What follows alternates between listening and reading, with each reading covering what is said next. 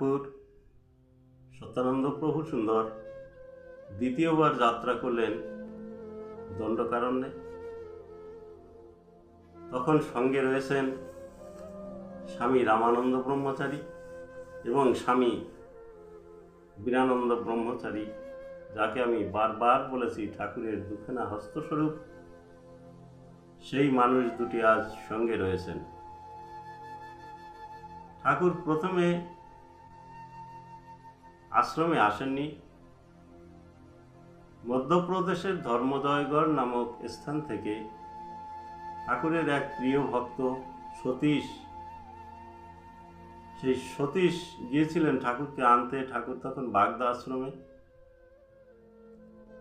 ঠাকুর তার পরিস্থিতি শুনলেন, তার অবস্থা শুনলেন, যে তুই কেমন আছিস, সংসারের অবস্থা কেমন, পুত্রকন্যারা কেমন রয়েছে, বা আশপাশের পরিস্থিতিও জিজ্ঞাসা করলেন। একে একে সতীশ তার সব কথাগুলোই বললেন ঠাকুরের জিজ্ঞাসা অনুপাতে। বললেন, বাবা, যেদিন কাজ করি সেদিন দুটো চালের সংস্থান হয়, আর যেদিন কাজ করতে পারি না সেদিন চাল বাড়ন্ত হয়ে যায়। এই অবস্থার মধ্যে দিয়ে আমাদের চলতে হয়। খুব অবস্থা সঙ্গীন, অবস্থা খুবই শোচনীয়। ঠাকুর বললেন, কদিন কাজ করে বোধ হয় দুটো পয়সা জমিয়েছ, তাই না? তাই আমাকে নিতে এসেছ।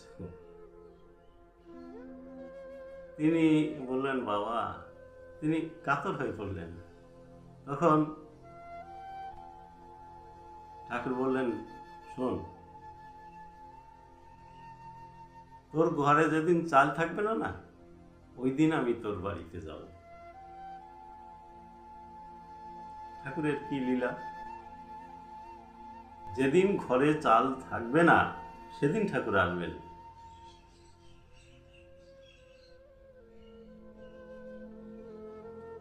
কি মধুর কথা! যেদিন আমার আমিত্ব থাকবে না, যেদিন আমার মনে অহংকার শূন্য হয়ে যাবে, যেদিন আমি পবিত্র হতে পারবো, সেই দিন পবিত্র মানুষটা আমার ঘরে আসবে। চাল, যে চালে আমরা সবসময় বুক ফুলে বেড়াই, আমি কেউ, আমি একজন কিছু, এই যে চাল আমাদের ভিতরে থাকে, এই চাল যেদিন ফুরিয়ে যাবে, ঠাকুর সেদিন এর অহংকার শূন্য অবস্থায় দেখে প্রভু সুন্দর ধীরে ধীরে এই খাঁচায় চলে আসবেন। এই হলো ঠাকুরের কথা। যাই হোক, কদিন ধরে সেই সতীশ আর কাজ করতে পারছে না, কাজ একটু কম হচ্ছে, ঘরে চাল বাড়ন্ত। ঠিক সেই সময় ঠাকুর তার কথা রেখেছেন। ঠাকুর তার পুত্র যুগলকে নিয়ে স্বামী রামানন্দ ব্রহ্মচারী এবং স্বামী বীরানন্দ ব্রহ্মচারীকে সঙ্গে করে নিয়ে তিনি এসে হাজির হয়েছেন সতীশের গৃহে। সতীশ ঠাকুরের আগমনে খুব খুশি হলেন, কিন্তু বাড়িতে চাল বাড়ন্ত। তিনি পাশের ঘর থেকে তাড়াতাড়ি গিয়ে চালের জোগাড় করে ঠাকুরকে সেবা করালেন। ঠাকুর সেবা করলেন। সেখানে দেখা গেল ধীরে ধীরে ভক্তদের ভিড় জমে গেল। সেই ভক্তরা নিজেদের ঘর থেকে চাল ডাল এই সকল এনে সেখানে একটা মহোৎসবের আয়োজন হয়ে গেল। যেখানে কিছু নেই, যেখানে সতীশের ঘরে কিছু নেই, সেই সতীশের ঘরে আজ মহোৎসব হচ্ছে। ঠাকুরের কি করুণা! কত লোক সেখানে এসে জমা হয়ে ঠাকুরের সেই প্রসাদ সেবা করলেন, আর পেলেন মহাপ্রসাদ, যা পয়সার বিনিময়ে পাওয়া যায় না, সেই ঈশ্বরের সান্নিধ্য, ঈশ্বরের করুণা।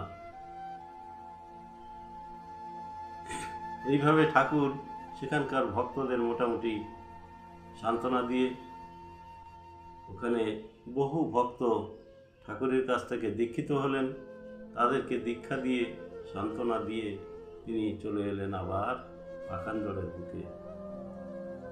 এইবার এসে তিনি আশ্রম তৈরি করলেন। কেউ বাড়ির থেকে একখানা করে টিন দিল, কেউ বাঁশকুটো আনলো, কেউ দড়ি আনলো, এইভাবে এনে ঘর তৈরি করা হলো, টিনের ঘর। ঠাকুর সেখানে এসে একটু সুস্থভাবে থাকতে পারছেন। তিনি তো সবসময়ই সুস্থ, আগে যখন এসেছিলেন প্রথমবার তখনও সুস্থ, দ্বিতীয়বার এসেছেন এখনও সুস্থ। ঠাকুরের তো সুস্থ অসুস্থর কথা নয়, তিনি তো সর্বদা সমান। ভক্তগণ যা হোক একটু স্বস্তির নিঃশ্বাস ফেললো, সেখানে আনাগোনা হতে লাগলো, ভক্তদের যাওয়া আসা হচ্ছে, ধীরে ধীরে আশ্রমের রূপের বিকাশ হচ্ছে। এইভাবেই চলতে থাকে উৎসব আদি। এই যে ঘটনাটা আমরা পেলাম, এই ঘটনাটা স্বামী বীরানন্দ ব্রহ্মচারী, যিনি ঠাকুরের একখানা হস্তস্বরূপ, তিনি এই লীলাটা আমাকে বলেছিলেন। তাই সেই লীলা আমি শুনে তো একা রাখলে হবে না, তাই আপনাদের সবার সম্মুখে কথাটা তুলে দিলাম। এই যে পুরনো দিনের পুরনো কথা, এই সকল না জানলে আমরা বুঝবো কি করে যে আমরা কোন সম্প্রদায়ের লোক, কার আশ্রয়ে আশ্রিত, এগুলো আমরা যদি জানতে না পারি তাহলে আমরা কি করলাম, কেন এই সম্প্রদায়ে যোগ দিলাম, কোন মহামানবকে দেখেছিলাম, কি আমার মনটাকে চুরি করে নিয়ে গেছিল, এসবগুলো যদি আমি জানতে না পারি, এসবগুলো যদি আমার জানা না থাকে, কি করে হবে? এবং এই প্রভুর চরণে পৌঁছে কি করে সেই ঈশ্বরের সন্ধান পাওয়া যাবে, কি করে সেই প্রভুপাদের কথাগুলিকে সত্যভাবে জীবনে মেনে নিতে পারবো, জীবনকে সেই পথে চালিত করতে পারবো, এ সকল যদি আমার জানা না থাকে তাহলে কি হলো জীবনে লাভ? যেমন ছিলাম তেমনি তো থাকতে পারতাম। প্রভু সুন্দর কত দূর থেকে এসে, তাই না? সকল ভগবত ব্যক্তিগণ, যারা সদ্গুরুগণ, দূর দূর থেকে তারা এসে এক একজন ভক্তকে মন্ত্র দান করে তাদেরকে পুণ্যাত্মা তৈরি করে নিজের কাছে নিতে চেষ্টা করেছেন। এই যে মহামানবগণ দূর থেকে কত কষ্ট করে তারা নিজের জীবনকে, নিজের কষ্টকে তুচ্ছ মনে করে ভক্তকে উচ্চ করার জন্য তারা চলে আসেন। ভক্তকে কি করে তারা ঈশ্বরের সন্ধান পাইয়ে দেবেন সেই চিন্তায় ব্যগ্র থাকেন। এই স্বামীজিগণ তারাও এমনি ধরনের ব্যগ্র ছিলেন। আমরা তাদের পথ ভুলে গিয়ে অনেক সময় পাশে চলে যাই, বুঝি না, এ প্রভু তুমি কিভাবে আমাকে ডাকছো, আমি তো তার মানে বুঝি না। যা তুমি দিতে চেয়েছিলে তুমি তাই দিয়েছো, কিন্তু আমি তো অযোগ্য, অপাত্র, তাই তার মানও বুঝতে পারিনি, তার মানে বুঝতে পারিনি, তাই তার মান দিতে পারিনি, মূল্য দিতে পারিনি।